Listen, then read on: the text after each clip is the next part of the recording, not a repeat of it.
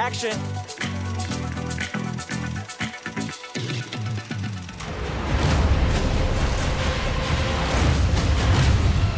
I'm Furiosa!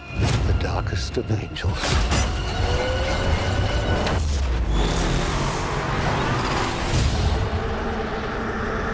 George Miller, congratulations on Furiosa. It's humongous. It's Humongous. You Yeah. made it epic. And now 30 years after Beyond Thunderdome, Fury Road came out. What did that mean to you to see how that film was received? This outpouring of love for the world you created so long ago that you gave up a career in medicine for? Well, I never expected to make other Max movies after after the 80s, but I was lucky enough to be working just at the point that the digital dispensation came along. After Jurassic Park, Babe was one of the first films to use digital filmmaking. I went on to other films like Happy Feet and so on, and I thought, God, if we were to make another Mad Max, and particularly if it was a continuous chase film, we could do things that we could never have dreamt of back in the day.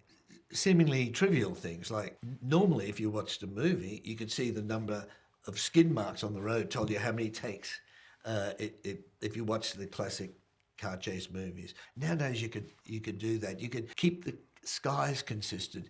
You can make every stuntman and actor absolutely safe with cables and so on, and mats and things that you couldn't do in the past. The pure technology of it drew me in, and then I got really excited by trying to do that with the new tools. And they're changing all the time. We shot Fury Road almost a decade ago, and the difference in the tools we're using today, the agility of the cameras and all the equipment and so on, just allows you to do things now that you couldn't do back then. For a lot of directors, though, that means you're in front of a green screen. You really like practical effects, and we see the impact that has on the finished result. What do you think that does for you? What do you think you gain as a filmmaker by leaning on practical effects instead of CG? You try to get as many practical effects. Main reason being that these films do not defy the laws of physics. There's no flying people or vehicles. And I think we perceive that as audiences. So there is a lot of visual effects in Fury Road, but always the primary thing that the audience is watching, where the eyes are scanning, is always got to be real. If it's a vehicle, for instance, if there's a vehicle going into a big dust storm, it's always a real vehicle. The dust storm itself, you can't wait around for a dust storm even though they're out there, or you can't create it with that sort of size, so you have to create them digitally. The people we work with started back in the analog era, with celluloid, where everything had to be done for real, and we're still keeping that process going. If I did a space movie, it would be a different story. Could you ever be convinced to de-age Mel Gibson and bring him back as Max? No, mainly because, look, on this film, Charlize was magnificent as Furiosa. But as time went on, it's over a decade, and this is a story where we follow Furiosa from the age of 10 to about 28. And if we de-age somebody, you're looking at the technology. We've seen that with great filmmakers like Ang Lee when he did that film with Will Smith called Gemini Man, young and old Will Smith. You were just watching the technology. You weren't engaged with the characters. Lucky for us, someone like Anya came along who had the daring to take on the character, because it's a very specific character, and they have to carry a lot of that internally, and she was able to do it. Yeah, huge shoes to fill with yeah. Charlize Theron's performance in Fury Road. What was it about Anya Taylor-Joy that made you think that she was the person for that role? Well, at first I thought there wasn't anybody, and then Edgar Wright showed me an early cut of the film last night in Soho, in which Anya appeared. And I saw her, and there's some timeless, resolute, powerful quality to her. And I asked Edgar about it. He didn't know what I was thinking of Furiosa, but he says, if you want to cast her, you must do it. She's great. She's got it all. She's got it all. Do it. And I subsequently learned why. She's got just her.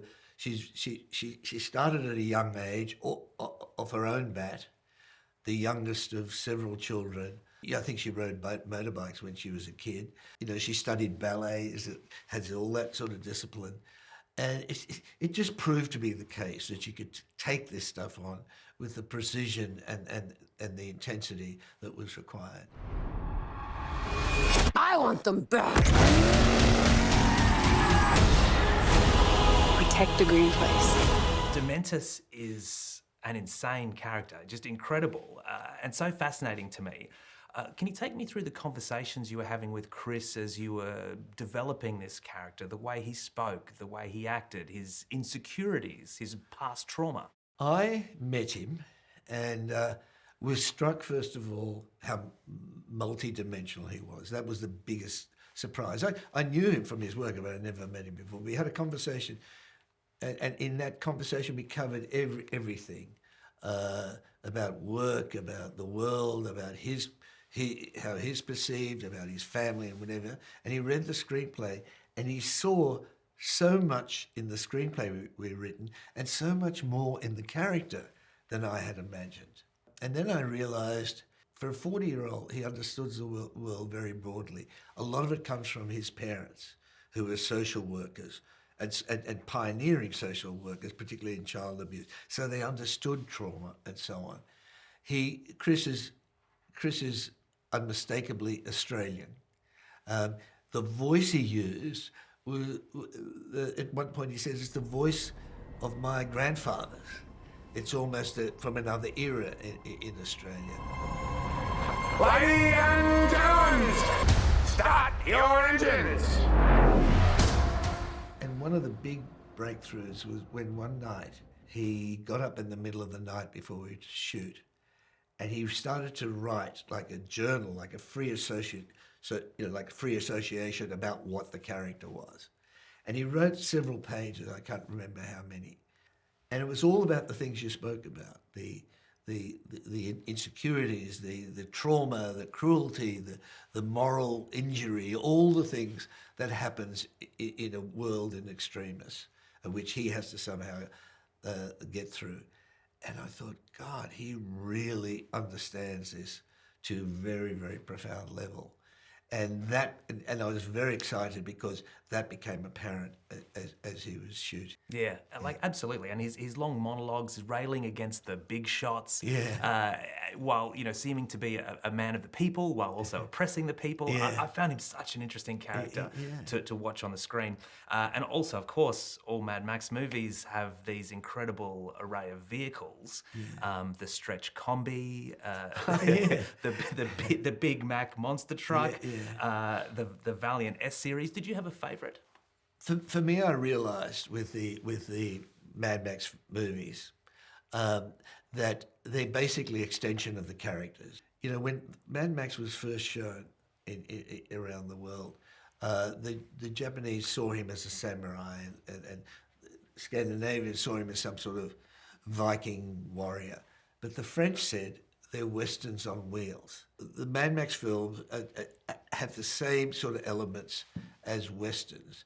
And one of the things I noticed growing up as kids, because westerns were a staple of cinema from the silent era, and one thing I noticed that every cowboy in those days used to have their horses, and they all had names.